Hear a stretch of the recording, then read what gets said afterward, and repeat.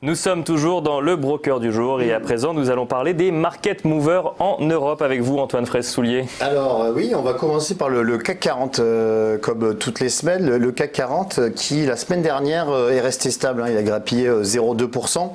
Une pause bien salutaire après les 3% de la semaine précédente. Mais donc on vient de clôturer le semestre, le premier semestre de l'année. Et ce qu'on peut dire c'est que c'est le meilleur premier semestre depuis 1998, donc depuis plus de 20 ans.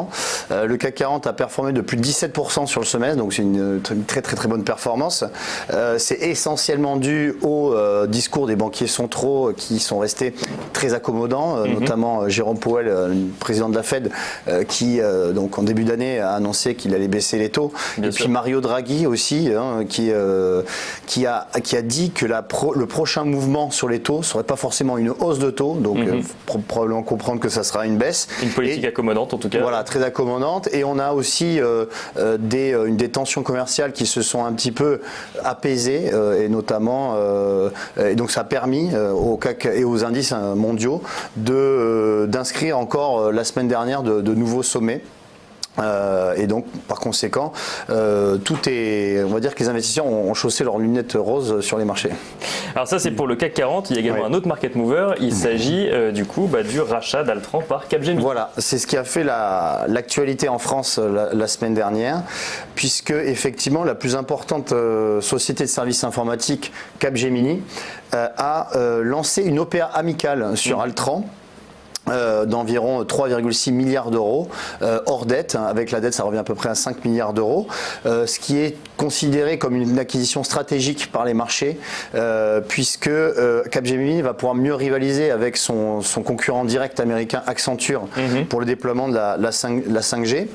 Et Capgemini va sensiblement augmenter son chiffre d'affaires de plus de 17 milliards d'euros sur 2019. Par conséquent, c'est une OPA qui a été très bien accueilli par les investisseurs et par les marchés, puisqu'on a eu un titre Capgemini qui la semaine dernière a performé de plus de 8% sur la séance. On peut le voir ici. Bien sûr. Si on peut voir que Capgemini est revenu quasiment à ses sommets, sur ses sommets historiques. Bien sûr. Et par conséquent, on a donc un titre Capgemini qui devrait bien performer sur les prochaines semaines. Et du côté d'Altran, Altran aussi a bien performé la semaine dernière, puisque lorsque l'annonce a été faite, on a eu un titre qui a pris plus de... voit effectivement. Oui, on a eu un bond de plus de 22% sur Altran. Et donc qui est revenu en fait sur les prix de l'offre de Capgemini, c'est-à-dire 14 € par action. Merci beaucoup Antoine Fraisse-Soulier, ça c'était pour les Market Movers Europe.